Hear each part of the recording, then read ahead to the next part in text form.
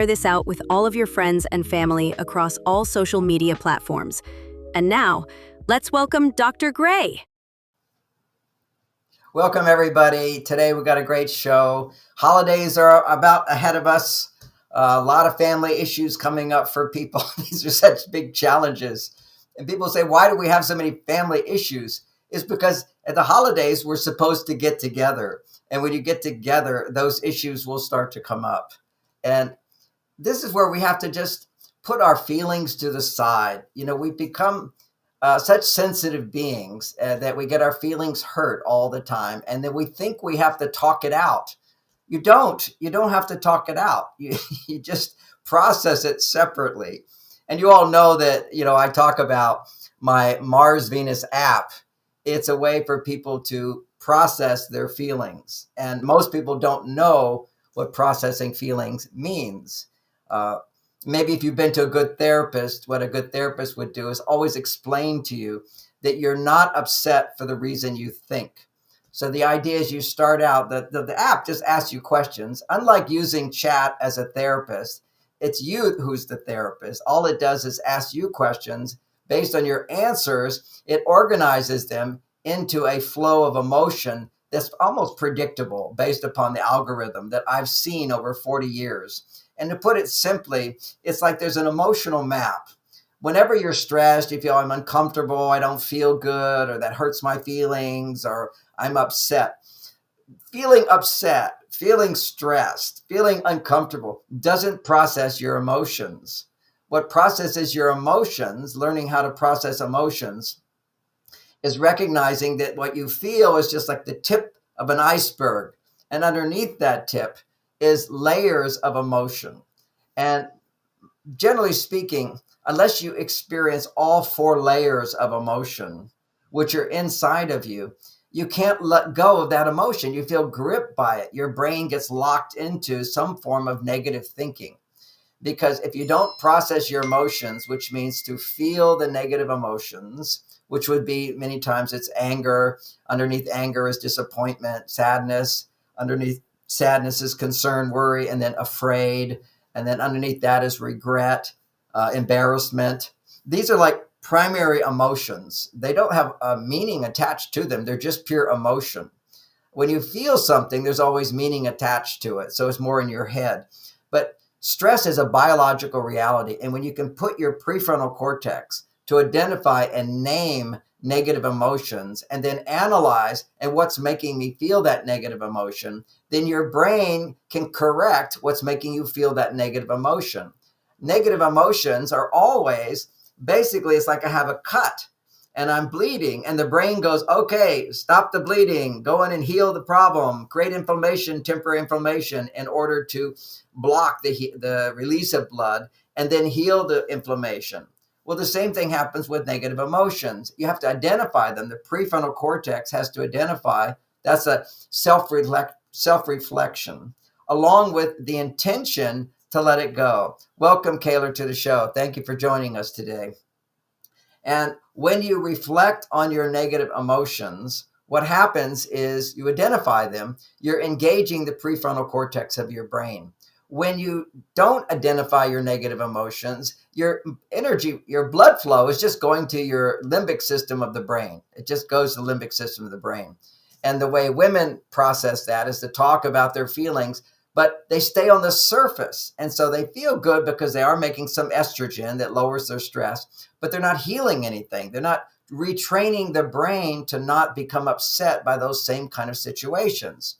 It's increasing resilience besides releasing the tension that you're feeling in that moment. So the actual healing or rewiring of the brain by analyzing what's making you angry, what's making you sad, what's making you afraid, what's making you feel guilty or feel bad about, and what you should feel bad about. You know, the biology, you know, there's a place of the way logic goes is if you're angry at somebody, you're not loving them. And if you love that person, you should feel, I regret that I'm not loving you right now, even though I'm angry with you and I'm sad about this, I'm afraid of this.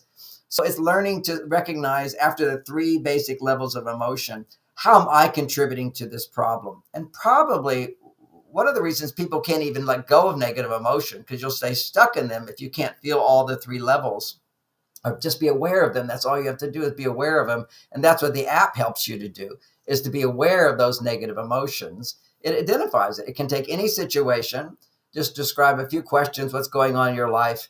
And when you do it, focus on one thing, but focus on a few other things.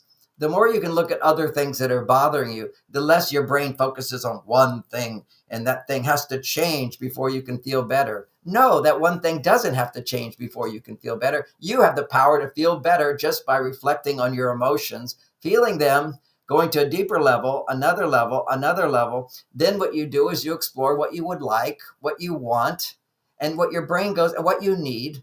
And when you feel what you're wanting, what you're needing after looking at the negative emotions, your brain immediately switches gears. It switches and it says, oh, well, this is what you want. Well, look at what you have, and look at what you are grateful for, and look what you're happy about, and look at what you love. Look at what you feel proud about. You can easily go to the positive and fully feel it. Now, some people just want to be upset and just do affirmations of the positive, and that's a good thing to do, but often it doesn't stick. It doesn't stick because you haven't first looked at why you're not feeling positive. And that releases that negative thinking. By feeling the pain of it, the brain will release it. Now you get in touch with what I want, what I have, what I'm grateful for, what I'm happy about, what I love, what I forgive, what I understand. Because when you're feeling the positive emotions, that's the key where you have realizations. So this is the feeling letter process. In every one of my books, I do it. And I would always interview people, have you done the process? And most people don't do it because when they're upset, they don't want to look at their feelings. They want to overeat. They want to go watch TV, or they get upset with their partner, or they blame other people and they feel like victims, entitlement.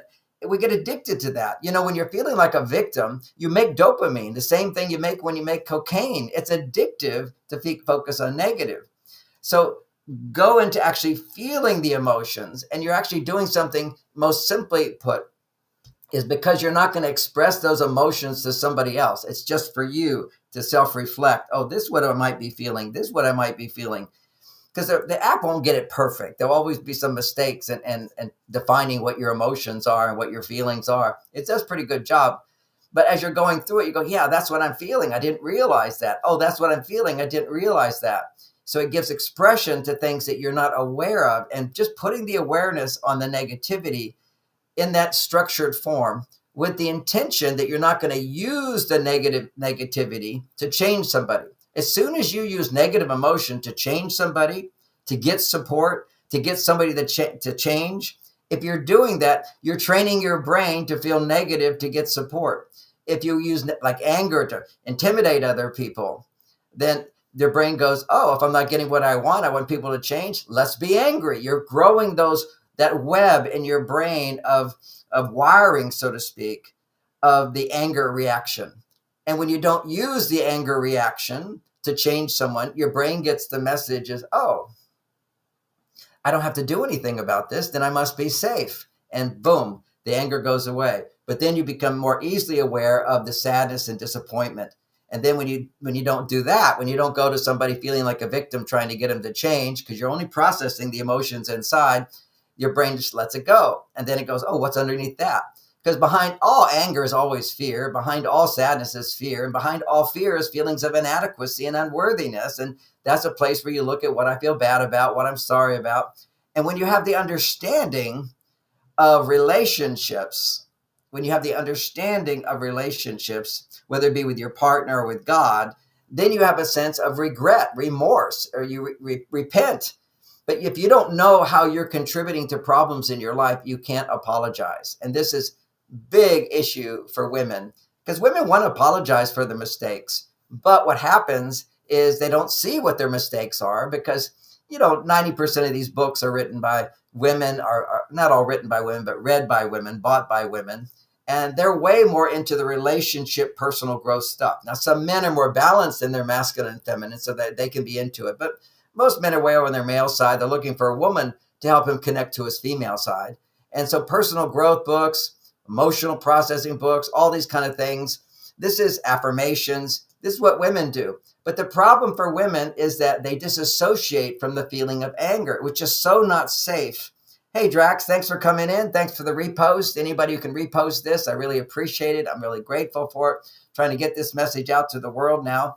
I was kind of frozen for a while after my wife died 8 years ago and stopped doing social media and just dealt with my clients. And I wasn't ready. And then this year, in the year 2025, I woke up and ironically, there was this alignment of all the planets in January. And I just kind of woke up and went, hey, I haven't written a book in 8 years. So I sat down and wrote 6 books.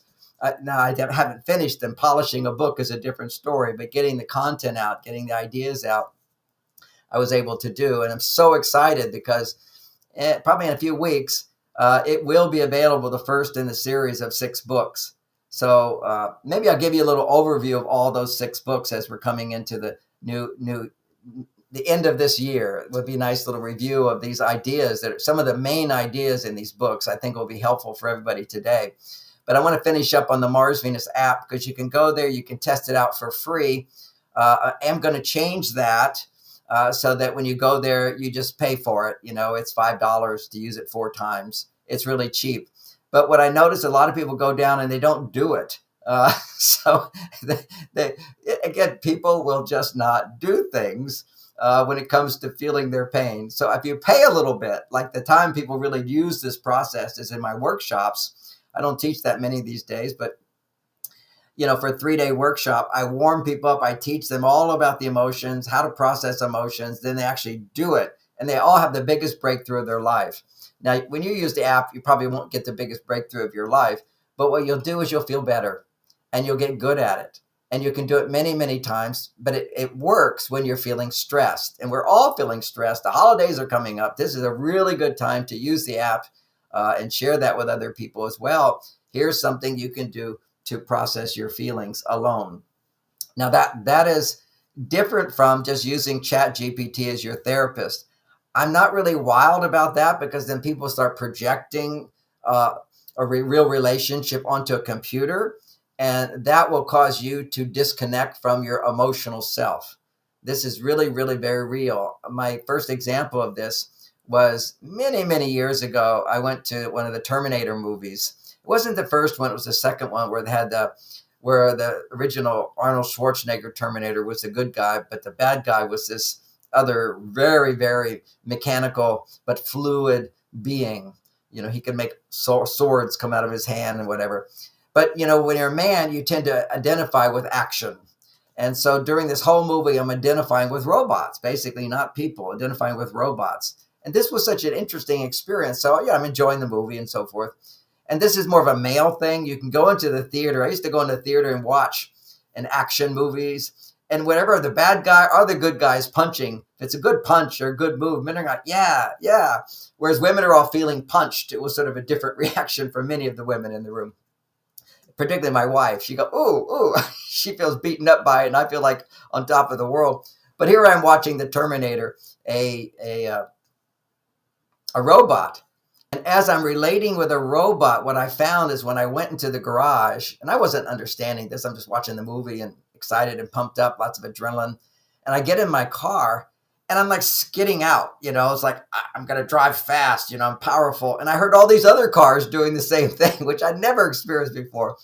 And I analyzed it and realized that, yeah, I felt really powerful. And why did I feel so powerful after identifying with robots? I had no fear. See, robots don't have fear. And what fear does is fear causes us to be concerned about hurting other people. See, if you don't have heart and you're not concerned about other people, you have no fear. As a teacher, I'm always concerned to make sure I'm doing the best job for other people. I care for them. I don't want to say anything wrong. This is what a human being does. And this is what often holds people back from feeling this wild power. And then this helps to explain why so many narcissists, so many psychopaths run the planet. Okay. I mean, look at how much money they make, and they just give people piddling. It could be so much more fair. But what happens is people who ascend often, not everyone, I can't say I know everybody, I just know some. And the way you ascend to the highest levels is you have no fear. You don't care what other people think. You don't care at all. You just do what you want to do, and that's it. And there's no sense of consideration or caring, of hurting or offending. And of course, you can take that to nth degree. That's what's happened in America is, I was in Egypt, and a young woman was there. Her mother was taking my class for coaches, and we were there at a resort and so forth, doing a 7-day class or 5-day class. And the daughter was just sitting in the meetings, and she's indoctrinated 20-year-old from the universities and high schools. And, well, how can you say we're different? That hurts people to be binary. And my response is, I can't avoid being truthful. I mean, a blade out lie. I'm not going to lie to somebody just to not hurt their feelings. I mean, you have to have a certain level of integrity of telling the truth.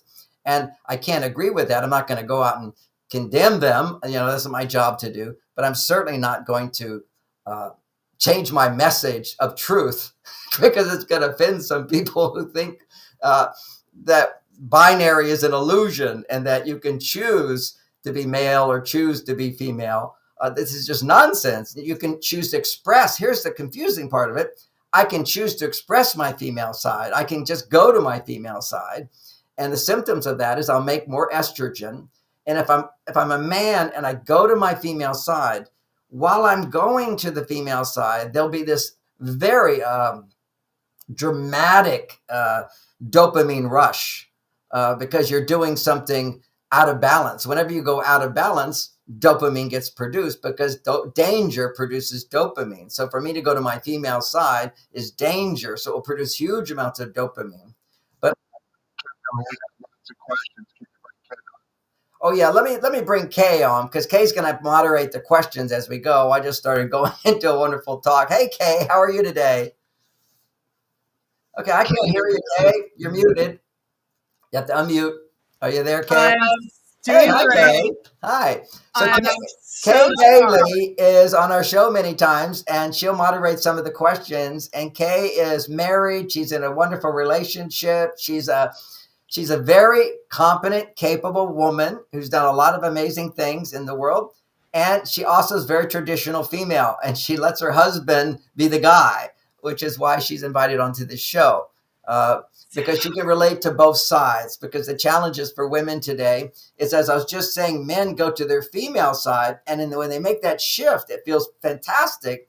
Same thing for women. When women are feeling on their female side and they go to their male side, it feels fantastic. But once you're over there, now you're going to be stressed. And once a man goes over to his female side, he's going to be stressed. And why do I say that? Well, first of all, we see everybody who's in role reversal out there in the world thinking that they're males are thinking they're females, females are thinking they're males. They're all unhappy. They're all stressed out. Many of them are violent. What is going on here? Because we know scientifically that when you go too far to your female side, if you're a woman, if you're a man, and you go too far to your male side, if you're a woman, your stress levels go up. Now, I already saw this. I've been teaching it, for 30, 40 years. So I use science, okay, to just justify my ideas, to back up my ideas. Mm-hmm. And, I've been accused of cherry picking. Yes, all I'm doing is looking for studies that back up what I say. If you ask chat or do a Google search and say, does low estrogen cause stress in women? It will probably say no. You have to go find the study. You have to challenge the common understanding. All of the Mars-Venus ideas challenge the common understanding. If we don't challenge the common knowledge, we're going to get the same thing we're getting now, which is increasing divorce, increasing stress, increasing unhappiness, increasing disease, increasing ADHD in children, increasing anxiety and sleeplessness in women, bone deterioration, and hormonal problems. And they go through menopause with all these crazy feelings. And I heard someone say, I haven't backed this up, so it's hearsay, but they don't have a word in Japan for hot flashes. And this is because their diet tends to be so much fish, okay, and other healthy things. They tend to be more conscious, and they're not into the Western junk food. Eventually they will be. It's sort of Satan taking over the whole planet. Right. It's like, it's easier to give up cocaine than it is to give up sugar. Now, some people could object for that, but my point is sugar is everywhere. Cocaine, you have to go find somebody and get it, and there's laws against it. The sugar is like handing it out, training children, giving it to our kids. and You give know, and give it. Dr. Gray, I have a question for you, Okay, actually. you've got the questions. All right, we'll go into the questions. I have one question for you, actually.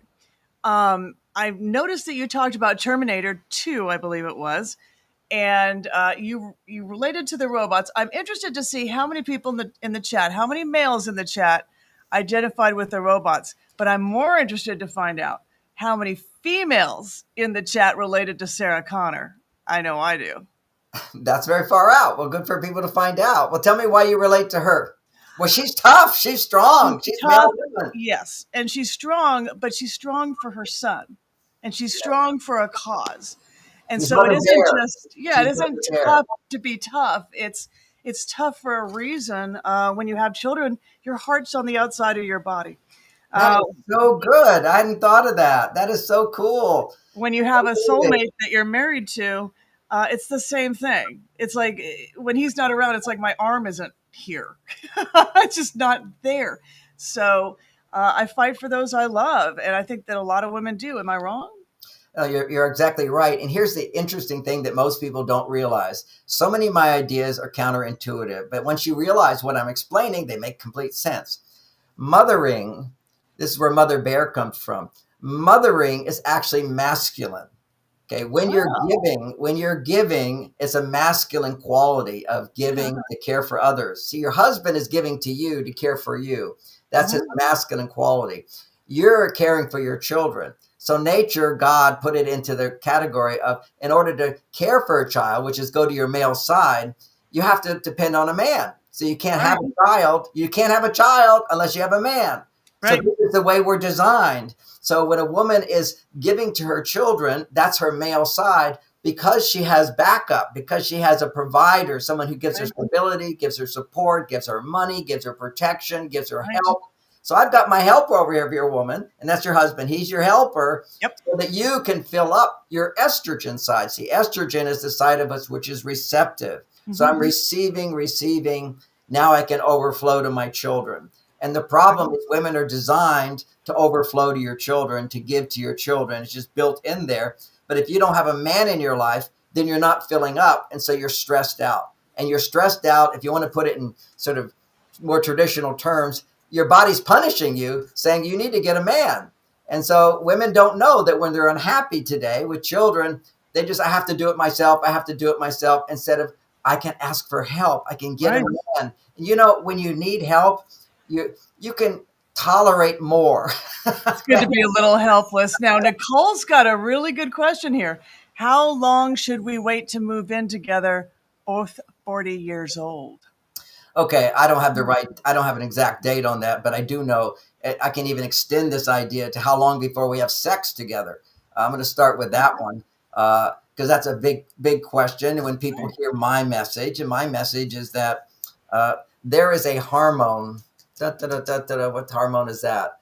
It's the opposite of oxytocin. Anyway, there's this hormone in men. I'm not remembering it today, but it is the monogamy hormone. Okay. Now there's two of these hormones. One is prolactin. So when you have sex with somebody, whether you're a man or woman, your body will make prolactin. And prolactin has a bright side and a dark side. It goes through two different pathways. One of the pathways that prolactin will go to is monogamy and resilience and happiness and bonding. But if you don't have enough of this other hormone, which I'm forgetting the name of right now, what is the name of that hormone? Anyway, if you don't have that other hormone and you're a man, what happens is the prolactin goes to a negative pathway and causes greater irritability, resistance, emotional instability, and so forth. Progesterone, maybe? Is it progesterone? No. Okay. That's another one. For women to get to the prolactin pathway, the positive prolactin pathway, it's oxytocin. Okay. So if women are making oxytocin and after making love, they're continuing to make oxytocin, then prolactin, which gets produced, goes to the positive pathway. And men have to make this other hormone, which is almost like oxytocin. We'll call it almost oxytocin today. Maybe somebody will put it in the chat. I don't know why I'm forgetting it, but it is the hormone that if a man is not making that after having sex, he will be repelled by the woman. And even if you're married, if you don't have enough oxytocin and you're a woman, your body will become more unsettled after having sex. So Huh. the idea is you have to be making consistent amounts of oxytocin. Okay. Now, for oxytocin to work in your body, uh, these are like new terms for some people, might seem too in the weeds, but just for oxytocin to work in your body, you have to have estrogen. See, I just keep coming back to estrogen. It's a simple story. Have sex without estrogen, and you're going to have a negative reaction, whether you're married or not. And men having sex without testosterone, you're going to have a negative reaction.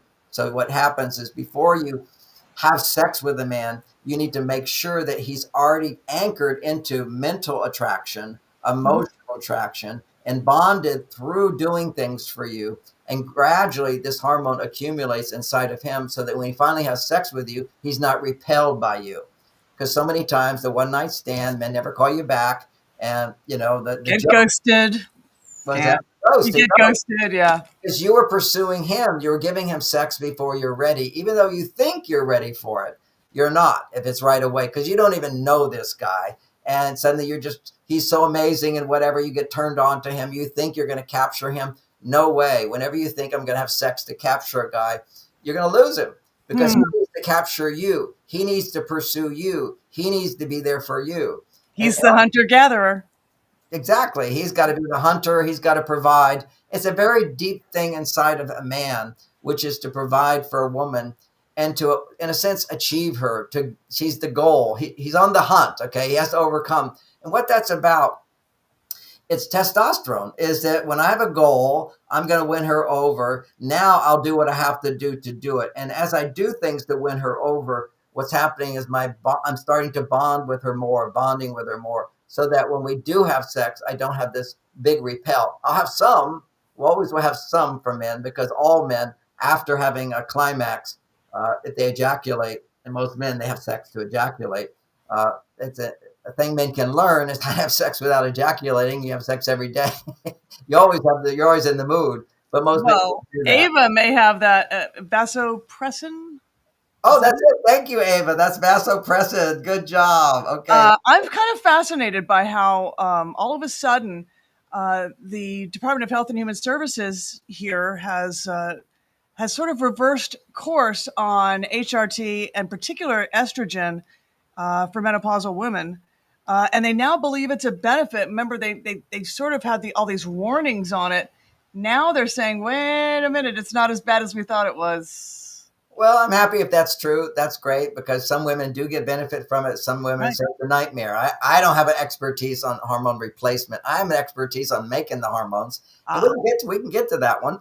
But I think there was the question that was asked was when to move in together. Right. So, right. 40 years old. They're both 40 years old. Usually all of these things, the more mature you are, ideally you can do all the things faster. So you're younger, take more time, because see, when you're younger, you need to establish, I have a life without depending on somebody. In your 20s, you really ideally don't move in with somebody. You need to establish that I'm not needy of anybody. I can run my life. I'm not so dependent on others. I'm not saying this is a hard, fast rule, but you want to have this sense of self-sufficiency, but particularly for women, because once you get in a relationship with a man, if you're having great sex, you tend to focus on him as the major source of happiness. And he can't always be there for you. Men have to pull away. They have their cave time. Right. They have to have their work. They have to have their independence. Well, so you learn who you are, too, as a woman in your 20s. And yes, it's just more so with men. Just keep that in mind. Okay. Then what you have is you've got moving in together. So what you have to know is that when a man moves in with you, or you move in with him, whichever. I will say one other thing. Guys, if you're moving into her territory, don't change it so much. And if she's moving into your territory, let her change your environment. It's the women are the homemakers. They have to have a home. They have to be in charge of the home. Just relax on that one. She needs to be at ease. Women are comforted by their environment. Men don't care about the environment so much. We care about, how do I get to my goals, achieve my goals? Yeah. And I know when I say men are this way, there's some men, they're a bit more on their female side. Their temperament is more female. But biologically, what I'm saying is true. Women need comfort. Nesting, it's their environment. It's very, very important. You go into the female and pull out. The woman is the female. She is the nest. That's the whole biology of all this stuff. But when a guy and woman live together, she has to recognize he still needs his cave. You see, when he lives somewhere else, that's his cave time. That's his rebuilding time. And now when he's in your space, he's got to pull away in your space. And that's harder to look at. I mean, Mhm. I'll give you an example of that comes to mind for me is I'm down in my cave here. I built this underground office. Actually, since I wrote the book on the cave, I actually built a cave. This is my place. Dr. Gray's bunker. I've written all these books back here in this cave. I do my videos most of the time from here. But when I would be writing upstairs in my house before I built the cave, I'd be writing. My wife's in the kitchen. She'd just come in all the time, interrupt me with, "Hey, so and so called," and "Hey, what are we going to do here?" And you know, when you're a writer or any work when a man's on, he's totally hyper focused. You know, it'd be like shocking. So she would always be feeling, don't go into his space. He's not available. Not available man. Not available man. So it's in her face. And so she would feel rejected all the time on an emotional level. Don't go in there. Don't go in there. But when my office is a good 50 steps away, it's out of mind, she's not seeing me. So she's not constantly feeling rejected because she's got to walk 50 steps down a hill in order to get to my office. So she's not thinking of interrupting me. So there's this place when a guy's in your house, you have to just know when he goes to his cave, it's like he doesn't love you at all. He's disconnected from his feelings. He loves you. He would never hurt you or whatever, but he loves you, but he doesn't feel his love. And this is something that's hard for women to understand is that when a man is disconnected, it feels like to her, he doesn't love me. He's mad at me. He's been mad at me for a long time. And why would she feel that way? Because the only time women really go into shutting down, it's the result of chronic stress. So when women go into chronic stress, they will completely shut down and they don't recover very quickly. It's a bigger deal. When a woman pulls away, it's a bigger deal. And I see you reacting. Go ahead and say your reaction. Yeah, actually, Dr. Sam has something that sort of dovetails with that. He says, how to deal with a man that just criticizes everything his wife does. Okay. Not directly to her, but inside he dislikes many of her actions. I mean, obviously you can. Oh, I tell you what, why would you do that? You know, what he is, he's on his female side. He's taken on the worst attributes of women. Okay. And the worst attributes of women, which is when women are disassociated from feeling anger and not really even aware of their anger and their blame inside.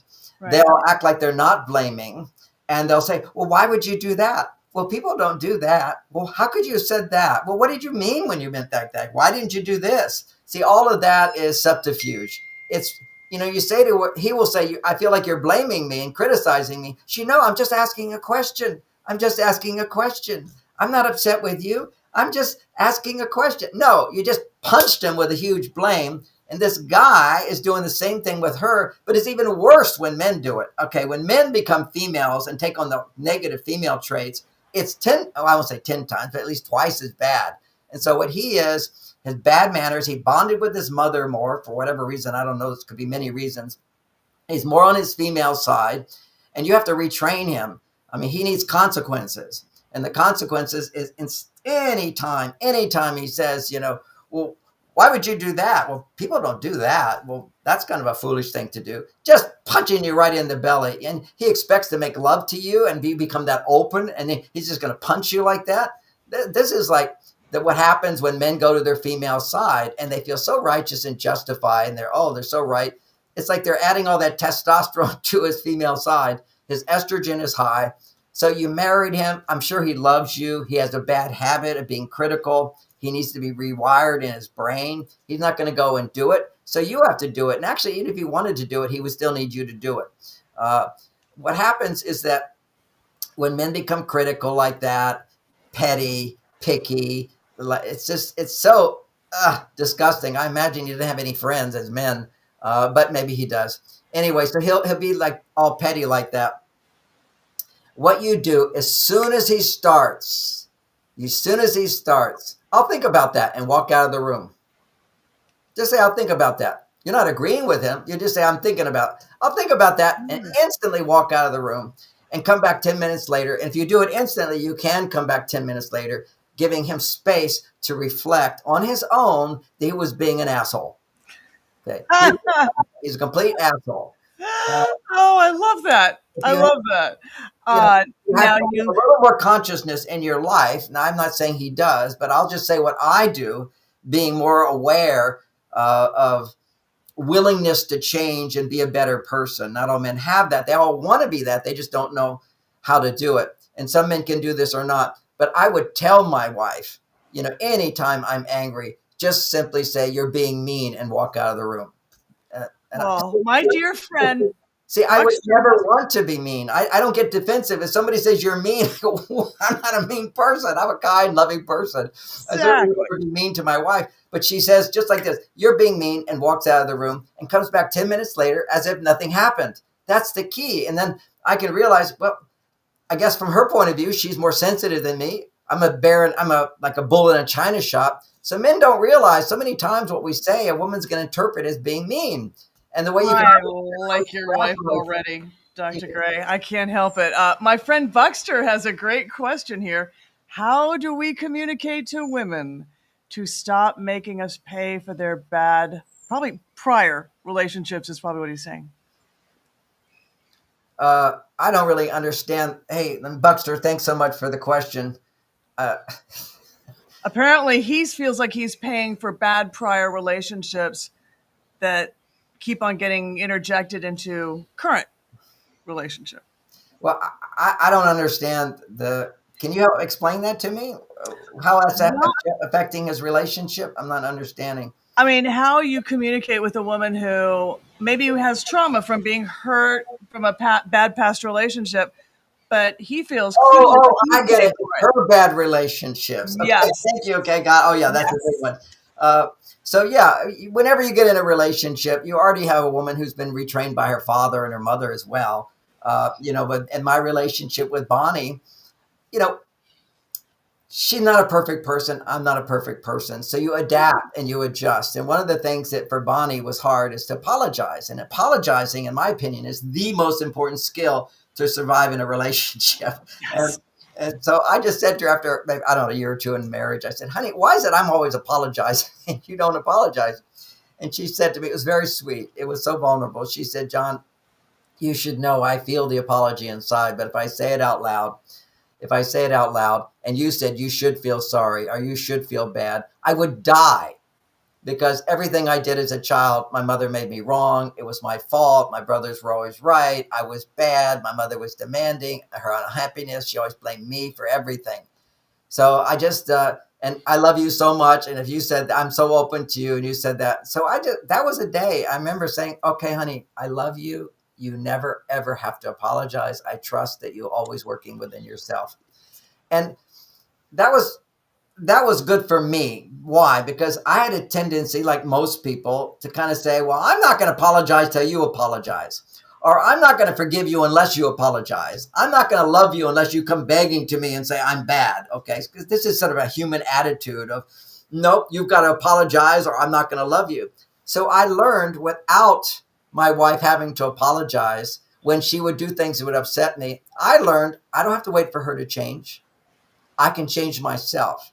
And what I discovered is I always have the ability, no matter what happens in my life, without changing the outer world, without the outer world changing, using that app over there that you've got up on the screen, I can process my feelings and let go of any resentment, any anger, any frustration, and come back to love. And why can I do that?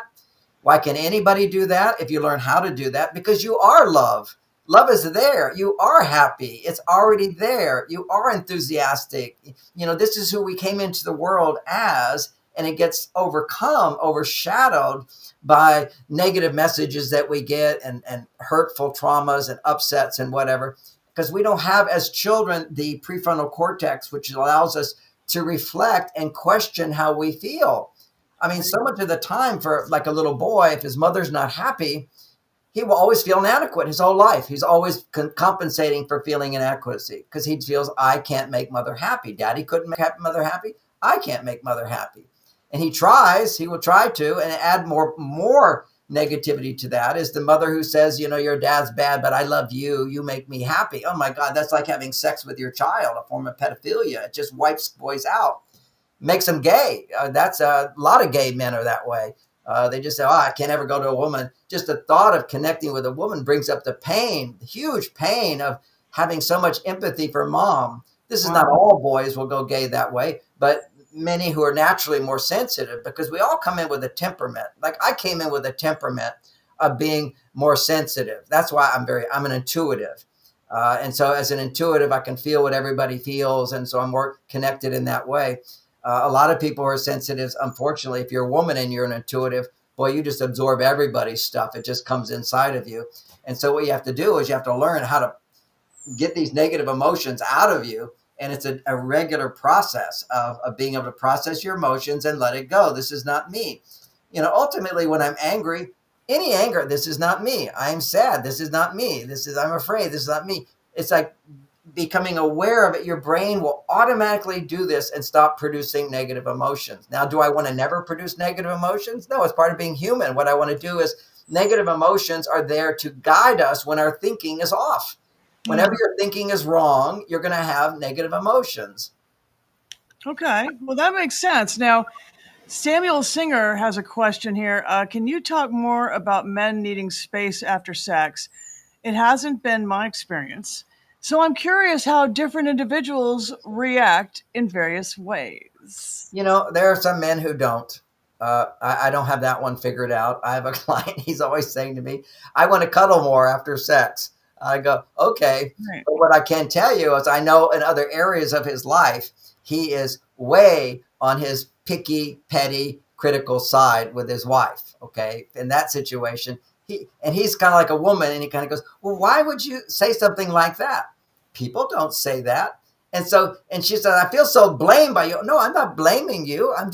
Isn't it common sense that people don't react that way? You see, people can be disassociated from the awareness that they're blaming and being critical of someone. So I could see that possibly, I don't know this to be the case, but if you don't have that tendency to pull away after sex, and there is this natural oxytocin flush that does make Mhm. people feel safe and you want to cuddle for a while. Absolutely. You want to cuddle for a while. But I'm Or go dancing.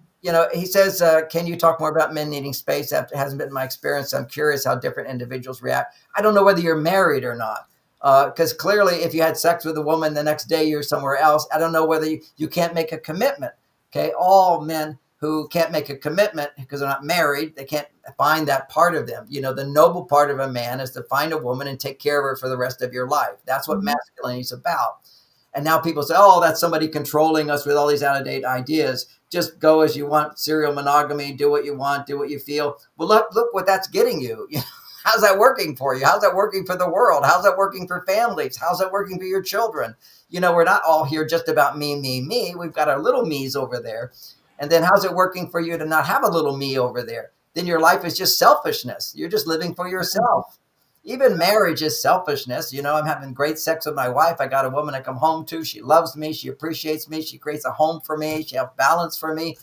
But it's the point, the result of having that beautiful relationship of man and woman. You make a baby or you adopt a baby. There's a lot of babies that need to be adopted. But if Yes. someone, and ideally start when they're really young, because if they start when the smaller they are, the more you'll bond with them. 0 to 5, incredibly important years. Very important years. Very Well, important. now the holidays are here. I know I was cooking all last week. Um, Now, does your protein shake reduce food cravings? Because we all tend to gain a couple of pounds over the holidays.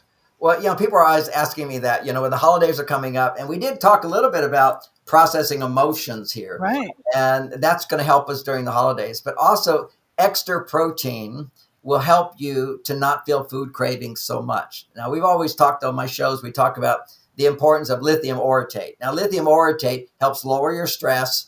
And in there's a lot of saffron.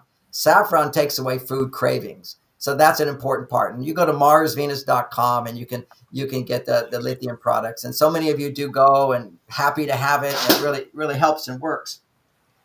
But and as far as extra support to get rid of food cravings, that tendency to be stressed is one thing, but also the tendency to cope with stress by eating more. And Yep. ideally, what you can do is eat more protein. And the best protein that I have found, the best protein is available because it's grass-fed cows.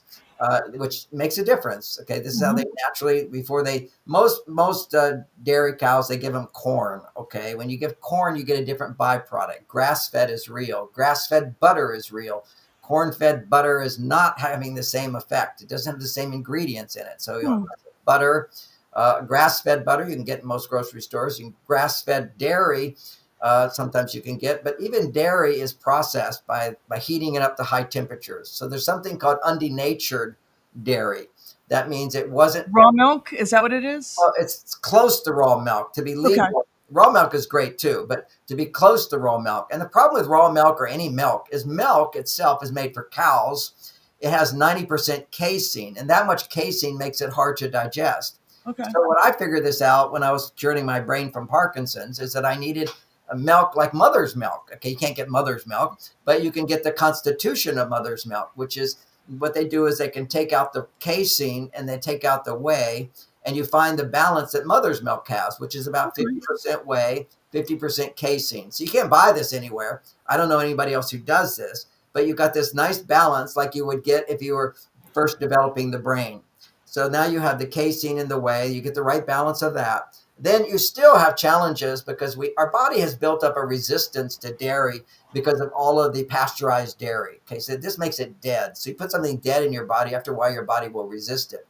So here you're getting the right balance and you're also getting it not so heat processed. So they have to raise the temperature just a certain point and quickly drop it. So that's called undenatured whey protein. It's still alive. It will still go bad, so to speak. So because it's still alive, and when things are alive, they go bad. If you kill it, then it never goes bad because it's already dead. So that's the ideal shelf life on things. So it's got the balance of the proteins, which are appropriate, and then it's got the major these special enzymes. And the guy who discovered this got a Nobel Prize. Okay, he discovered Wow. that these enzymes will break down the dairy proteins. So it's got these three enzymes in it that breaks down the dairy proteins and a few other enzymes as well. And then you put it into the shake, and you put the shake with warm water at 101 degrees, which is like your body temperature, a little warmer than your body temperature, and because it's going to cool down.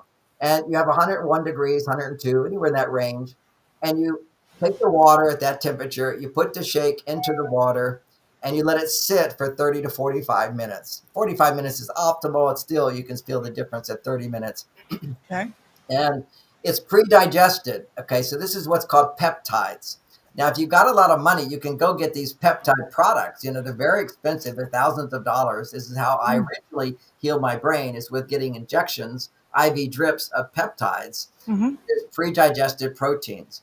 So then I thought this is, they were $10,000 to get this treatment. And Wow. I figured, let me find a cheaper way to do it. So I figured this whole thing out, which is the natural way to create peptides, which is the future of medicine, is the getting these peptides, but they're already processed proteins. Okay. So you put it in the shake, you drink the shake. And so for the holidays, what you can do is order 4 shake canisters. This is my recommendation, is order 4 shake canisters, chocolate, vanilla, strawberry. Very, very low sugar. You can't even taste it. And if you want some sugar, add a banana. Put something natural in there, like a banana. That would be half a banana is great. Use a green. Raspberries. What is that? Raspberries. Certainly, you can do any berries. Berries are fantastic. If you go with, and you can get frozen berries and stick them in. Right. You can get in the store. Frozen berries have something called anthocyanins, which is what every child needs to have to overcome their ADD. Okay. You give a shake to a kid with berries in it, and their brain is going to be so much more relaxed and Wow. focused and adaptable and changing. Oh, I've heard this for years. Also, if you just want it to taste good, a little bit of banana, but use a green banana. If you use a Okay. green banana, then it doesn't spike your blood sugar, but you also get the nice extra flavor. Because, adding sugar to things doesn't make them taste good. Okay, sweetness of life. So this is very low sweetener, and doesn't raise your blood sugar. Put a little banana in there or berries in there, and after it's gone through the processing, 45 minutes, put whatever you want in there, and then blend it up. And you have like a milkshake that's delicious. It satisfies your need for extra carbs or whatever, and it's not carbs. And do that. Eat what you want to eat. Eat your normal diet, and add that to your whatever your normal diet is. Make that your dessert for breakfast or lunch, or have it for breakfast, have it for lunch, have it for dinner. You can replace a meal with it if you want, if you care for that. But you can also just add if you want, and you won't gain weight. That's the important thing. You won't gain weight by adding all this protein. Love it. You won't be hungry. So they Right. twice a day, use the shake for 30 days to order 4 canisters. If you'd like to do that and be guided on that process, you go to marsvenus.com right there on the screen, and then with a /contact and say contact, and we will contact you. Leave your phone number if you want us to call you.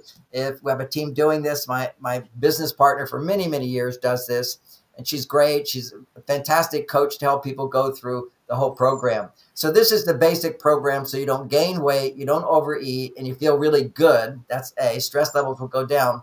And if you'd like to do the 30-day program, then there's a whole cleansing thing, and you actually can lose 10 or 15 pounds during the Christmas season. That's quite That'd be a miracle. Now, Nina asked, does the water have to be 100 degrees exactly before mixing the shake? No, it doesn't have to be exact. It's just like Okay. make it over 98 degrees, somewhere in that range. So you have to get a thermometer online of $10 or $5, something to We test can it out. do that. Yeah, Now, you can do that. there's Nina likes it with a little cinnamon. Yeah, That sounds good. absolutely. You can put cinnamon. That's always going to help with blood sugar. Always going to help with blood sugar. Great. Now, Ava had a really good, interesting question. What's the difference between ADHD in women and men, and how does ADHD affect female hormones? My daughter has ADD, and she says it's harder for women to be diagnosed than men, and so they have more It's a coping. different symptom. It's a different symptom to a Right. great extent. Now, some women, it's the classic symptom, but for most, okay, it's going to be overwhelm. It's going to be, I can't focus. There's too many things on what I Right. have to do.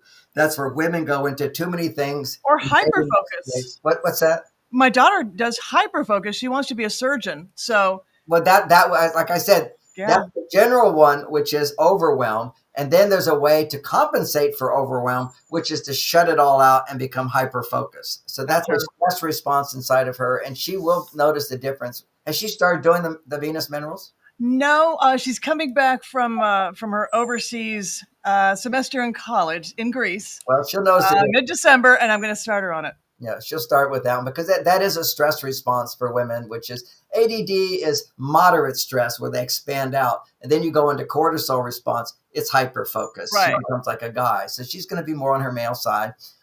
Venus Lithium will help her so much in terms of completely relaxing that tendency of have to focus, that kind of a thing. I mean, she's on Vyvanse, and I'm so glad that she was actually diagnosed later rather than having that beautiful brain on it. But I like the idea of going on your Venus formula. Well, she's actually taking a drug right now. She's on Vyvanse. I don't know that drug, but I guess it's an AD. It's sort of an Adderall, except it's longer lasting. And I just so people should know Adderall is methamphetamine. exactly. And Ritalin is cocaine. And so what you're doing is treating the brain with a drug that actually over time makes the condition worse and worse and worse. So No, I'm going to have her try that because yeah, and she really needs to combine it with the proteins twice a day. That would be Okay. so good if she can do that because they really work together. I've seen this for myself. It completely changed my life to start doing extra protein along with the super minerals. Those were two really, really powerful things. And you know, I recommend other things for other issues and so forth. I would say today that one of the most important things for women, we're talking a little bit about menopause and hot flashes, is both lithium and magnesium. I mean, we're talking about huge amounts of magnesium. We're so deficient in magnesium. If you have hot flashes, deficiency in magnesium and lithium. If you have low energy, deficiencies in lithium and magnesium. These are like things. And also liver. If she could take the little capsules, they have the desiccated liver or eating liver twice a week. So important. It has retinol in it. It has copper in it. These are things that necessary, vitamin A, necessary to start producing. And the other one is fish oils. Okay, cod liver oil. Cod liver oil is so good. It's natural vitamin D, and everybody should stop taking synthetic vitamin D. Synthetic vitamin D is not good for you. It's bad for you. There's no beneficial results on it. They say people have problems because they're deficient in vitamin D. They're not deficient in synthetic vitamin D. What they're deficient in is natural vitamin D, which you can get from fish oils. Just getting good cod liver oil, taking some of that every day, teaspoon, tablespoon, Uh, big, it's the omega-3. It's so important. And of course, what everybody's now knowing is stop taking the seed oils. Anything which is packaged, you look on it and it will say canola oil or it will say, ooh, sunflower oil. No, these are all seed oils and they will make you tired over time. They will cause you to gain weight over time. The whole obesity issue. We switched to beef tallow in this. Yeah, beef tallow. Fantastic. It's the fantastic thing. Oh, and amazing flavor too. Now, between the men and the women getting diagnosed for ADD, ADHD, that was up a little bit higher up here. The differences between women and men. From Nina, she just says, "Can I add protein and collagen with the protein powder blended?" Yeah, does that work? What I recommend is that you add the creatine and the collagen after you. If you're incubating, add it after you incubate. Just leave the proteins and the enzymes to do their job, and then add your creatine and collagen. Usually, collagen is already peptides, and creatine. For those that haven't been listening to my show. It's so important. I just gave creatine to a 95-year-old man just to change his life.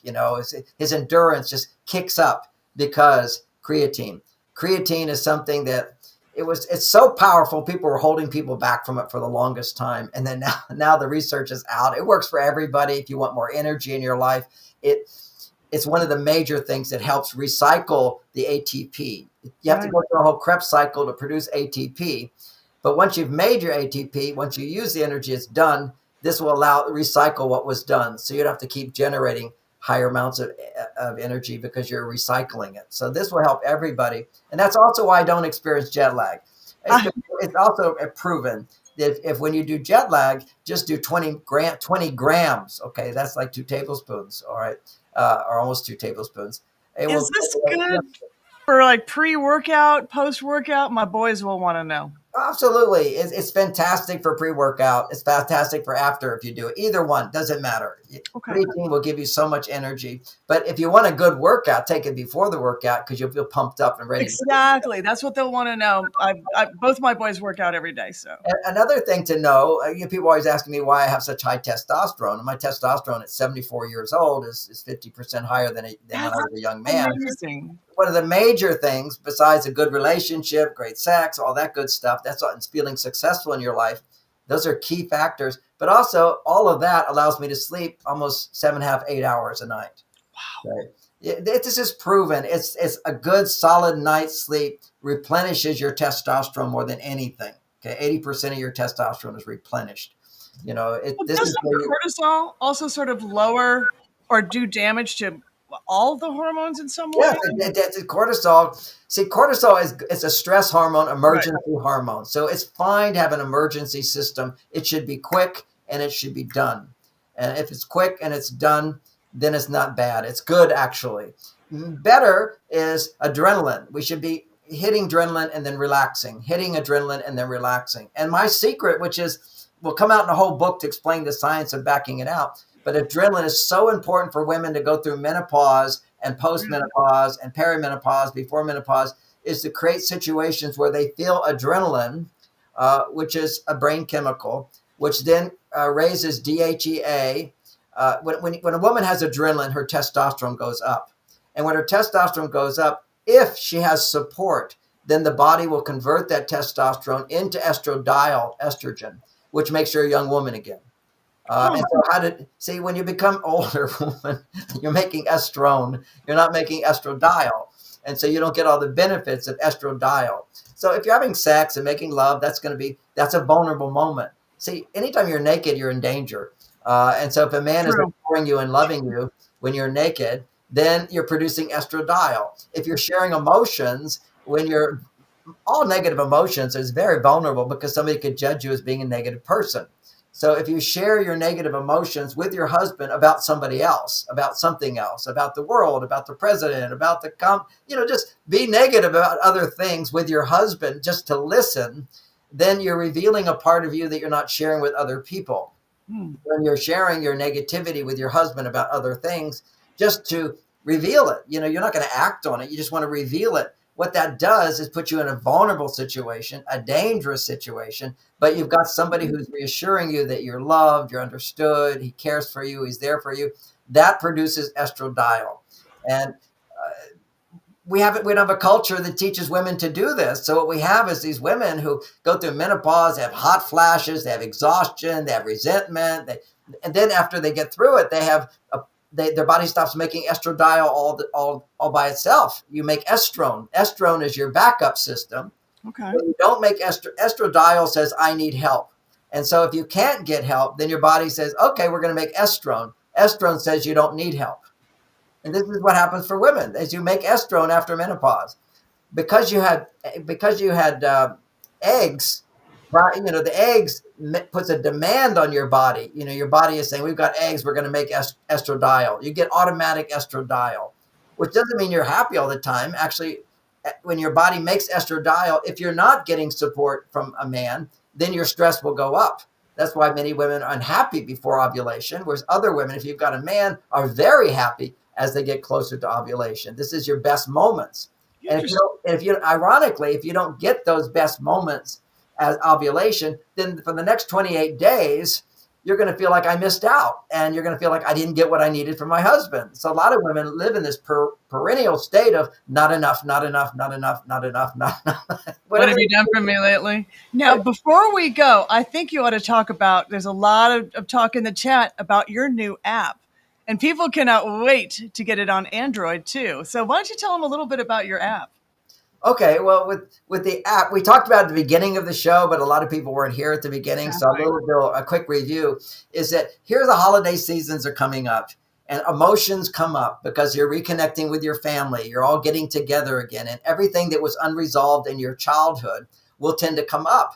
Why is that? Because now you're a grown up. You can you're no longer intimidated by everybody. When you're a child, you're intimidated by everybody, so your emotions stay suppressed. Now you're with your family, but I'm a grown up now. I don't suppress my feelings. I can be myself. So once you can be yourself, then you realize I have all these feelings of not being respected, not being appreciated, not being understood. My feelings are being hurt. I feel unjust. All that negativity comes up in the family situations. And with the app, what you do is you just take the app out, and it will ask you 4 questions. It says, what's happening you don't like? What's not happening that you want to happen? Or what's the worst that could happen? And what do you regret? So it just asks you these questions. You talk for just a short period of time, no more than a minute or two. It's not like a whole 50-minute session. Just give the app enough information so it will now organize your situation, your mental situation, into your emotional expression. And it will write what I call the feeling letter. The feeling letter, you address it not to your children. You always address it to somebody you feel safe in the presence of, or you'd like to feel safe in the presence of. As a Christian, I always write my letters to God or to Jesus. I write right to my mother who's passed on. I was very close with her. Or I'd write it to my wife. These are the people that I need love and support from. I wouldn't write it to my children. I could write it about my children, but to write the letter to God or Jesus or whoever you want to write it to, or your spouse or your therapist, whatever. And you're using them as just someone you're talking to. For your brain to access emotions, there has to be a personal relationship. Right. You can't access emotions unless you're sharing it with somebody you have a personal relationship with. Now, once you have that personal relationship, you share the anger, and it will write out a letter converting what you're unhappy about to I'm angry about this, and I'm angry about that, and I'm disappointed about this, and what I like about this, and what I'm afraid of is this. It will do that all for you, get you in touch with now what you're wanting, what you're needing, what you wish, and then it will complete with a whole long thing of I'm grateful for, I love that, I wish that, I have this, I'm proud of. It will write these words out for you. They're not all going to be perfect expressions of what you're pushing down inside, but a lot of it hits the nail. And then you can go, wow. Because if you discover something new within yourself, you're a new person. And that's what emotions are for. They help us to go deep inside of ourselves to find another part of us. And this also reestablish us with the loving part of us. Once you've established that connection with, okay, now I'm back to the loving part of me, then it writes a letter from the person you shared your feelings with. So if you wrote it to my mother, then it'd be a letter from my mother. And it's so sweet at the end of the letter when she's saying, I love you so much, John. I'm always behind you. Oh my God. It just touches my heart every time. Because see, all emotions are like childlike. They're suppressed from childhood. So you can write this to parents or imaginary parents or to Jesus. And, you have this relationship from a vulnerable place. And then what it does, it writes the letter from my mother to me. And she's saying all these nice things to me. Then it says, and I imagine if my mother said those things to me, how would I feel? And it then writes out what you would feel. It would write out what you realize. It would write out how you make sense of your situation. And it would write out the feelings of love and happiness that are inside of you. So that's a process that you could do all by yourself, but most people won't. So the computer will do it for you. Then what it will do that you can't do for yourself, it gives you a bunch of whole affirmations, and you pick one and it writes a commentary on that affirmation, giving you support. It will remind you of your affirmations 3 times a day if you wish, or 1 time a day. And it will also then give you an analysis of what you're going through from a more cognitive point of view, looking at your patterns. And then it will also, knowing your situation, it will write a poem for you, which is very sweet, a rhyming poem. That's something app does. Wow. It's really wonderful. And another one, it will write a little story about your situation. And all this does, you can choose what you want to do, but it gives you greater objectivity. It gets you to be able to sit back to the part of you, which is the source, which witnesses everything. It really awakens a sense of wholeness inside of you. And I love doing it. I didn't realize you can do it even when you're not that upset, because I had to keep debugging it. So I had to keep going over the same stuff that's upsetting me. It's not even upsetting me anymore.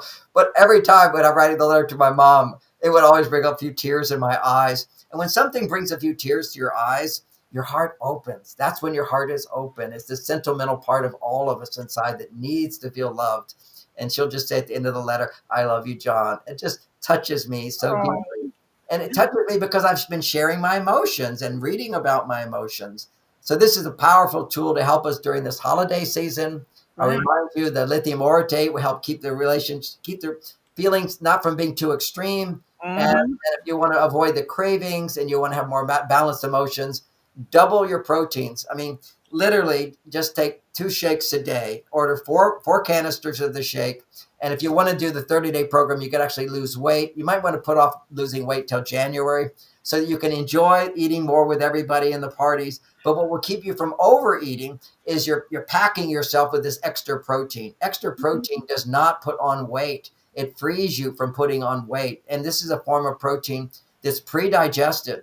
And for some people with kidney problems, too much protein is not a good thing. But in this case, it's fine because it's all pre-digested. You know, normally when you eat a protein, you're only getting about 20 to 30% of the amino acids in it, of the peptides, if you digest it. Only 20 to 30%. When you pre-digest it, you get over 90%. And so the nitrogen die-off is much, much less. So you can eat a lot of this protein without any strain on your kidneys. So protein is so good for you, and peptides are even better. And you can get it all this Christmas season.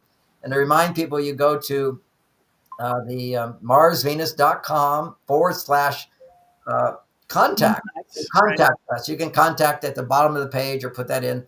And we will contact you. We'll tell you how to get these proteins and so forth. And also any other questions you might have, and support you in that process. Or also in January, you might want to do the 30-day cleanse, and just anything you did gain during the holiday, you just sort of take it off. Because motivation is very important to go through these programs. Because if you really want to knock off 10, 15 pounds in January, you have to go through a version of intermittent fasting. And so we have a whole program for that as well, if you want to do that. So you just talk to Ellen. Ellen is so helpful for people. I've worked with her for over 25 years, where I've been promoting these products and so forth. Fantastic. Well, now you've got a book coming out soon, perhaps? Oh, let's put the book up. It's such a good book cover. And, you know, I said I was going to do this. I didn't do it. I think I'm going to take a few minutes and quickly go through it, which is the new series of books that you can look forward to. And it's like people might think, you mean I have to read all these books? No, you don't have to read all these books. Just read the first book. That's good. You'll learn so much. But then it's like, isn't it fun to learn more? You know, it's kind of like a series of a novel about learning about all the mistakes that women make in a positive way and what they can do about it. But it starts out with day one. You do one of these changes, you should start getting benefits. So this is Men Are From Mars, Women Are From Venus, the new version for women only. Now, men can read it, and I suggest men to give it as a Christmas present for your partner. And also say, and honey, if you want, I'll read it with you. Or if you want me to read certain sections that you'd like me to read, I'll read those with you. What an amazing gift you can give your wife. Just say, whatever you want me to read in there with you, I will. Because there is some secret information in there that I give to women that it's sort of more fun to know you're doing it to your partner. He doesn't know. I like that. This is learning how to be happy with or without a man. That's the subtitle. It's the foundation of my work for women, which is ultimately when you learn to be happy without a man, you could be with your husband as well, but when you're not with him, when you Right. learn to be happy, then his only job is to make you happier. That makes a relationship so easy for him to provide what you need. Then you have other tools that you can ask for where he will make you happy when you need help. Okay, so you're asking for help. But the foundation of being able to always draw in a man, if you're a single woman, how to create the hormones of happiness without depending on a man, and then he can make you happier. And that's what makes you most attractive. When What are the biggest differences between this book Between and this the book original book? and That's the a great original, question, Ava. isn't Thank it? you. Men Are from Mars, Women Are from Venus is the classic book for men and for women, and it's a good book to read together. Okay, it's classic. The difference is now that book didn't really address the new challenges Hmm. of when women are on their male side. When women are on their male side, there's a whole new set of challenges. We're still men and women, we're still different, but it explains what happens to women when they're on their male side, explains what happens to men when women are on their male side. Because when women go to their male side, men automatically go to their female side. Oh, Like anytime a woman is like she's the provider in the family and whatever, she's busy working all the time. If she's not on her female side, a man wants to connect with you. And so what will happen is the way he'll connect with you if you're on your male side is by going to his female side. And it brings out the worst in men. And just as being too far on your male side brings out the worst in women. So that's what this book does. It's a woman's manual of how to use a man to come back to your female side.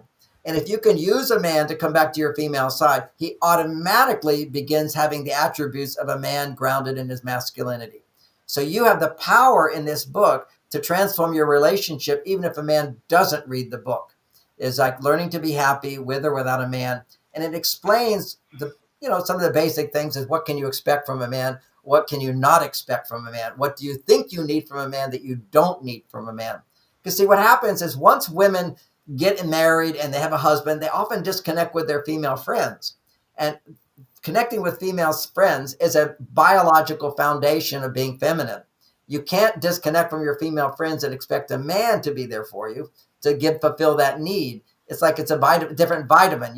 Man is vitamin A. Okay, and other women vitamin G's. So you've got these different vitamins that you need, but you tend to focus on him and expect more from him because it is true that when you experience the ecstasy of a balanced relationship with a man, at least the sex and the orgasm or whatever, your brain attaches to him.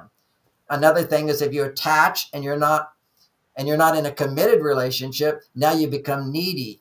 But if you're attached and you're in a committed relationship, because you have his commitment, he's there for you, then what happens is when you attach, you bond and you bypass all of these attachment problems, avoidant attachment, anxious attachment, split attachment, all these insecurities will come up if you don't have that commitment.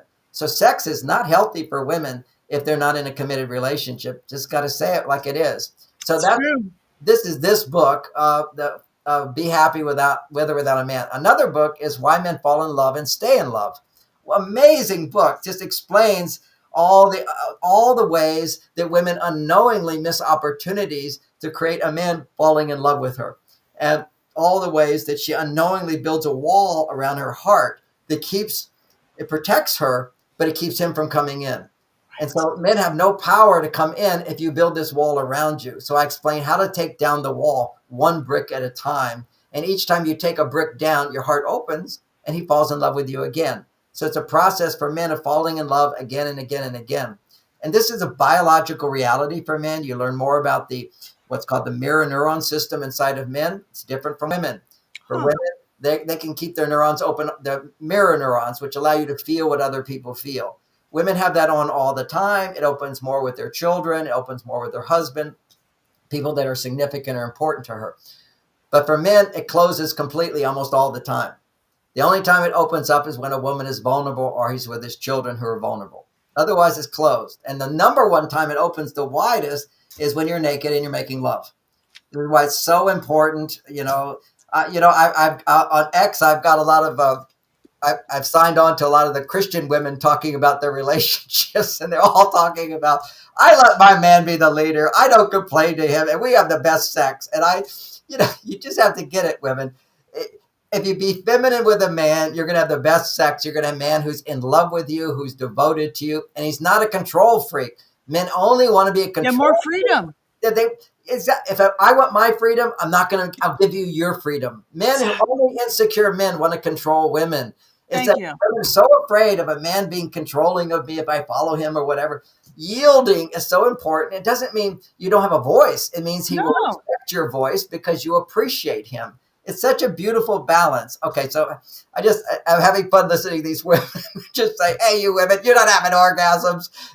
I'm having the best time. I'm wet when I see them. My husband is the head of this household, but I'm the neck that turns the head. That's beautiful. Absolutely. You're no question about it. And you're also the heart that rules the head. You know where your power is because it hasn't been dominated by this mistaken notion that feminism has of where your power is, because it's not anywhere where they think it is. If you look at it, it's just women who wanted power had to become like men and had to give up their female power. The female power. Okay, let's analyze that for a moment. I love this. This is in this book as well, Masculine and Feminine Power. Masculine power is look what I can do. Feminine power is look what I can get other people to do for me. I don't have to do it all. Women, don't you want to just overwhelm women? Would you have somebody do stuff for you? This is a gift. This is a gift. So this is that's the next book in this series, which is why Southern women are able to do that so easily. Is that it? No. Southern women. There is a challenge here, okay? Because so many women today, because of the financial situation, they have to be on their male side making money. And that's where a lot of the old-fashioned things don't help, because because part of being old-fashioned traditional woman is never complain to your husband. So what I'm changing it to, complain to your husband, but for 10 minutes and not about him. And not at the door. And not at the door. Definitely not at the door. So what you do, that's the 10-minute, we have all these processes in the book, which is called Venus Talk. You put your hands up with 10 fingers, and then he knows, I'll just listen for 10 minutes and hear you and connect with you. And you think, well, what's happening? Because he's not going to fix you. He's not going to solve anything. No. Other conversations if you want to solve a problem. But here, women need to vent. And in the old days, women would spend all day with other women. And so they were venting all day with other women. But when you don't have that opportunity, now you're over in the male work world, you can't be venting. So you have to come home and you have to vent with your husband about the work world or about the kids or about the weather or about the government, and ask him, don't say anything, just hear me. And that's the next book, which really focuses in on how to talk so a man will listen. And this is all the ways women unknowingly shut men down so that men don't hear you. And in that book, we also focus on when you have there's difficult discussions you have as couples trying to make a decision and so forth. There's all the techniques there for a Mars talk. You got the Venus talk and you have the Mars talk, and you have ways to negotiate how to talk so a man will listen. Beautiful book. Duct tape him to the chair first, right? That's what was that again? Duct tape him to the chair first, right? Okay, good comedy. Okay, so the next book is Why Men Ghost. Okay, which is it's why men pull away, but in there is also why men ghost. What's going on? A big part of the thing we talked about today is when you pursue a man, you lose a man. Pursue a man, lose a man. Use sex to pursue a man, and you'll lose a man. If you have the feeling inside that if I don't have sex with him, I'm going to lose him, you're going to lose him. Okay, this is just a real bad pattern for women where they use sex to get love. Is that he should win you over so that your body wants to make love with him as a result of what he does, not you trying to earn his love or not lose his love. That's a big one. That's only one of the examples. There's 7 ways that women unknowingly push men away so men don't come back. And so I go into that. And this could be in your marriage as well. One of the classic examples I give in Men Are From Mars. And some of this information comes from Mars, Venus, but it's always in the context of our modern challenges. And the modern challenges are different. And all of these books always have the scientific references to a great extent. I put more of the references in this book. It's tedious for me to keep looking up research and everything. So if there's less research in the later books because I've already covered the basic research in the first book. So that's why the first book is important to read for those people who want to see the research. But I have to be thankful to my friends who all said, John, you need to show people the research. They need that. I don't want to waste my time listening to other people. This all comes through me. I see it. It's obvious to me, but it does. I have to say, and looking at all the research, it actually expanded my knowledge of what's really going on inside of us with men and women, and I'm grateful for that. So then the next one is for women over 40. Can't wait to get to that one, because that's the one that really helps us with menopause, helps you to keep making estradiol for the rest of your year, rest of your life. So you stay young, you have healthy bones. As when you have estrone instead of estradiol, that's when your bones get all weak. That's when your moods are there. That's when you dry up down south. All of that is symptoms of estrone, which is your backup system. When your brain goes, I don't have help, then I'll do it myself. And now you make estrone. And this is a big shift that happens for women at menopause, because just because you had eggs, you were making estradiol. But when the eggs run out, then your body just immediately goes into estrone, unless you know how to keep making estradiol. But estradiol becomes a choice that you have to have a relationship to continue developing. Can you pick that up in when you're already postmenopausal? Yeah, anytime you can pick it up. But the problem with it is that you're not going to feel the urge for it. It's like you have to choose to do it. It's like I have to build muscles. I don't have the same urge of going to the gym and whatever, but I know it's good for me. So I have to do some exercise. So it's always going to have to be I have the knowledge of this is where I need to go, because my body's not automatically telling me to do that. As you get older, as you're a man, and it has happened to me, even though my testosterone is very high, my estrogen is super high. And estrogen is like, let's go on a vacation. Let's do what's easy. Let's have a fun time. Why should I do it? Get somebody else to do it, So I do have that quality, which is great. So my brain has to remember, but your body still requires you to go out there and do things that are uncomfortable. It's like taking my cold shower in the morning. In the wintertime, it's brutal. Just to wake up in a cold house and then go take an ice cold shower. But I just let my body go, I'm going to do it. So we're going to do it. And you get under it. That's for men. I'm not saying all women should do that, but that's a big testosterone producer, because you don't want to do it. Nobody wants to get into ice cold water. Okay. So you say my goal is health.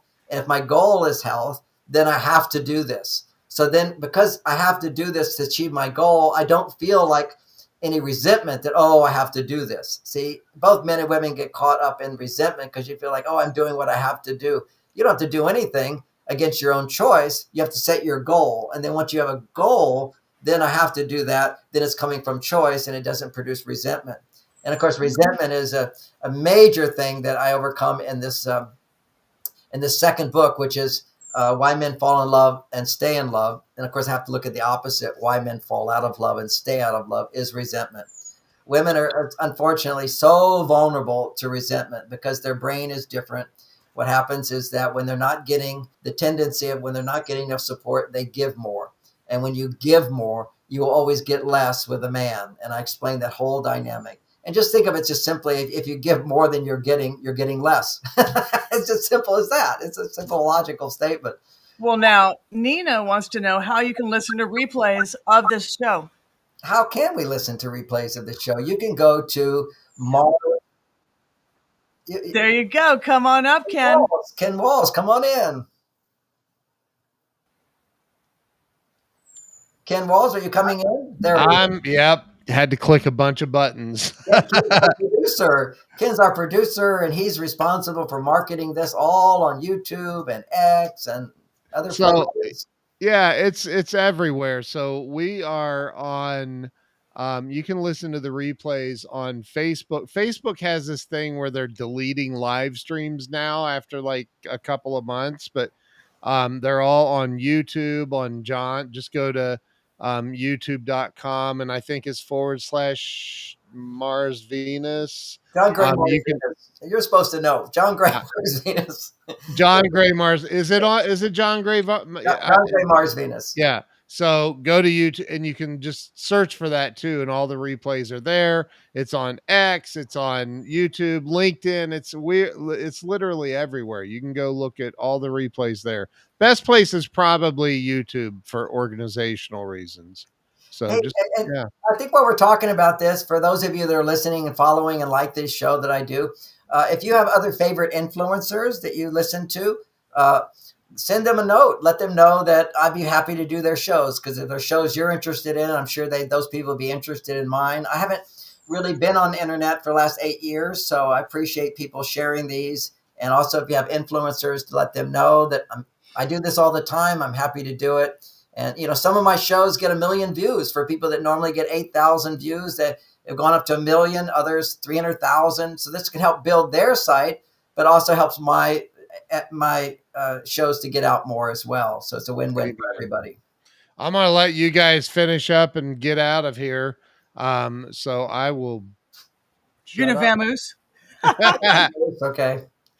Well, do we have any other pressing questions for people? Is there anybody else wanting to ask questions that we didn't? No, I think that those are the pertinent ones for this week. Now, we will be back, next Tuesday? And I would love to go through some specifics about some of the ways that women can really destroy a relationship.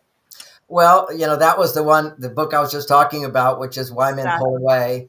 And then the book after that is for women over 40, and that's where we'll get into how to continue making your estradiol. And then there's another book, which is for strong, independent women.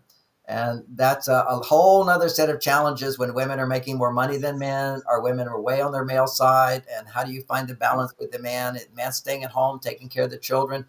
This is a big deal. As well, in that book, I'll be talking about, how you deal with finances. This is new challenges we have. We didn't have these challenges before. It took me a while to figure out what to do with my clients. It's a baffling challenge, but it can all be overcome. It can be we can achieve that. So that's the 6 books. And having written these 6 books, I got so many other books. One is going to be probably just about emotional intelligence, and it's called You're Never Upset for the Reason You Think. That's a really good one. Well, I see my friend Queenie's in the house too. Queen Antikami.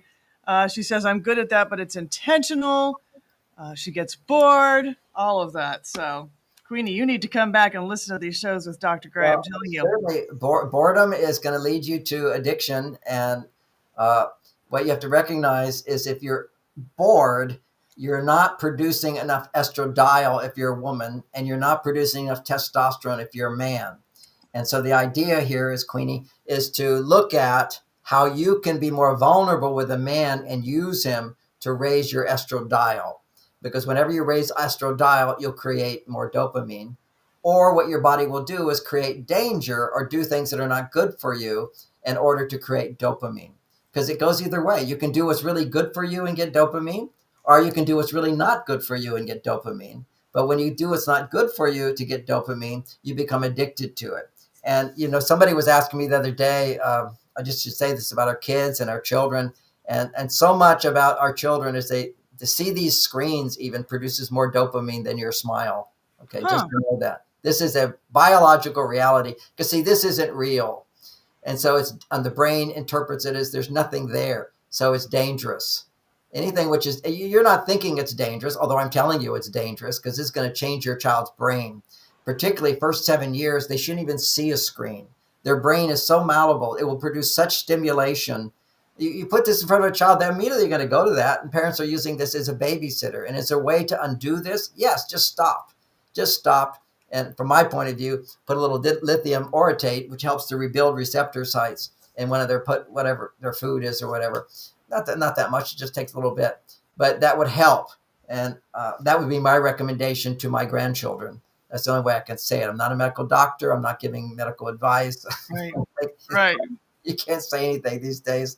But the whole idea with our children, get them off the phone. And then I'm just hearing more and more about what's going on with kids in games. And they're playing on their phone. They're playing these games. And there's predators that come in and they start becoming friends with your children. Right. And then they ask your children to do stuff. And then they ask your children to show body parts. And then they say, now I'm going to show body parts to everybody. If you don't do it, I want you to do. This is happening. And supposedly it's 1/3 of children. 1/3 of children are being harassed by some predator on these games. This should be illegal for children. And horrifying. Some places in the world, they're now making, you can't even use one until you're 16 years old. I don't disagree at all. Now, Queenie has a question. What does he think about NAD injections? Absolutely.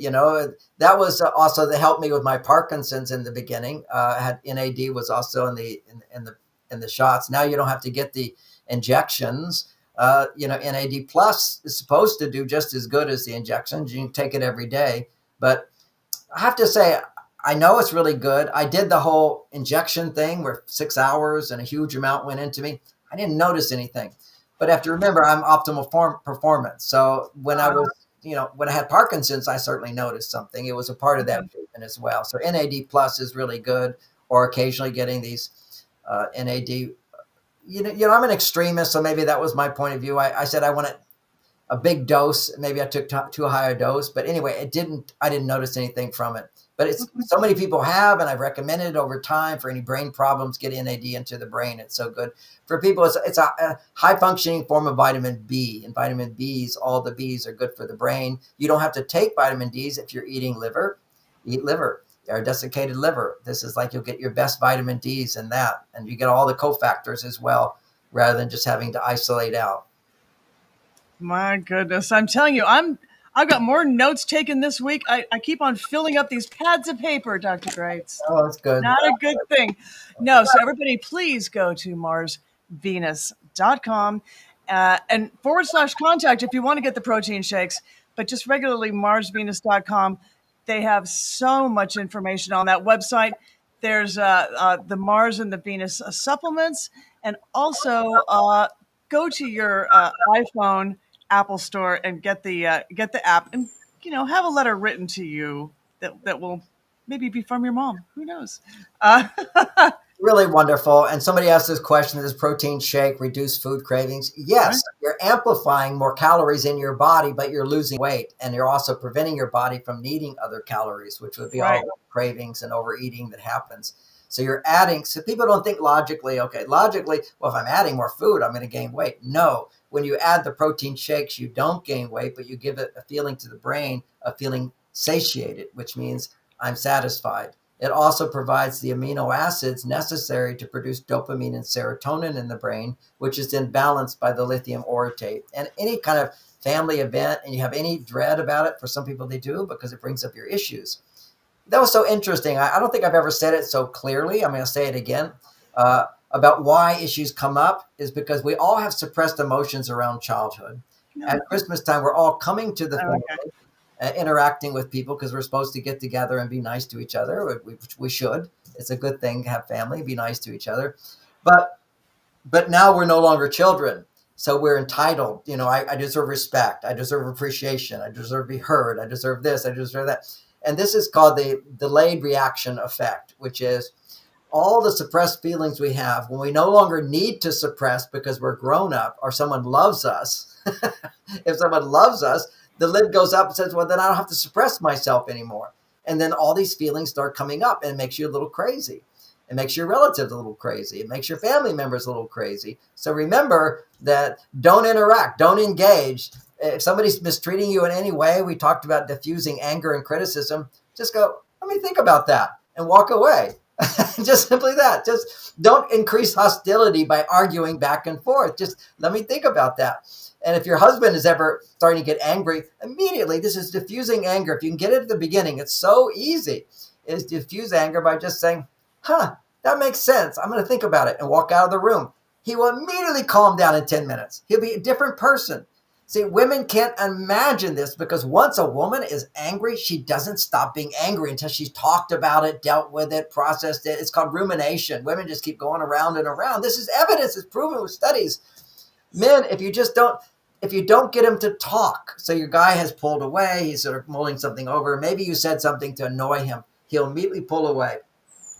And then you think, well, he doesn't love me, he's mad at me. He might be irritated by you, but if you ignore him, go into another room, go away for a while, and then come back like nothing happened, that gives him the space to come back to himself. If you're standing there looking at him, he's not going to be able to come back to himself. He's going to keep pulling away from you. Or if you do worse, say to him, what are you feeling? This is like, and it's such a controversial idea because every woman does it because she's over here going, is he mad at me? What are you thinking? What's he thinking? Right? What's going on? Am I being judged? Can I defend myself? So if you need reassurance, I'm giving you the reassurance here. It's only temporary. Go into another room, come back 10 minutes later, imagine everything's fine and it will be fine. However, if you want a real graphic example, all you have to do is when he pulls away, and you can just say, oh, you're just thinking about what I said. And he will say, yes. And when he says yes, that produces testosterone, because that's the answer you want to hear. So he's done something good for you. So it's just simply, so you're thinking about that. This is when he becomes quiet. So you're thinking about that. And he goes, yeah. And then walk out of the room. Good. Walk out of the room. Done. But the tone of his voice, see, everything is communicated through tone of voice. This is why women, you can't pretend to be loving and nice when you're feeling resentment. He'll feel it anyway. Your tone of voice reveals all your emotions. The brain is looking at tone of voice for everything. Facial gestures are good. Smiles are good. What a woman can say to a man during this time when her husband is thinking, that can be terrifying for some women because it looks like he's angry. Some men, when they're thinking, because they're intent, there can be the same sort of look of when he's angry. So when a man is thinking about something, you can say, would you give me a smile? Simple as that. A request. Would you give me a smile? And he'll smile. It's like right there. He can make that shift if you ask for it. So would you give me a smile? And I do this with my wife as well when I'm talking on the phone. She's right now on a trip. And so she'll be talking. She's worrying about something. I say, honey, would you give me a smile? It's right there. Just give the smile, and the whole biology relaxes, which is, by the way, one of the greatest traumas to our children that they're going to continue having to deal with is putting on those masks for those 2 years. I know. See smiles. They need to. They're looking all the time. Tone of voice and smiles, facial expressions and tone of voice. At least tone of voice is there. Absolutely, your voice changes when you smile. So it really does. I mean, your voice is lifted up. It sounds different when you smile versus when you don't. So everything is tone of voice. Okay, gang. Everybody, thanks for joining me today. Happy holidays, and know this stressful season, we have good remedies for that, and also try using my app to help you with that. And don't forget that you are loved and you deserve to be loved. Have a great holiday. Thank you for joining me. And Kay, thank you. Thank you. I'll see you next Tuesday. And next Friday, on Thursday, this week on Thursday, we do our Facebook Live as well. Right. So I think it's Mars Venus John Gray on Facebook as well. That's right. Thank you so much, Dr. Gray. Thank you. We'll see you this Thursday and next Tuesday. Thank you for watching Q&A with Dr. Gray. Please share this out with all of your friends and family across all social media platforms. And be sure to tune in every Tuesday at 11 a.m. PST and 2 p.m. EST.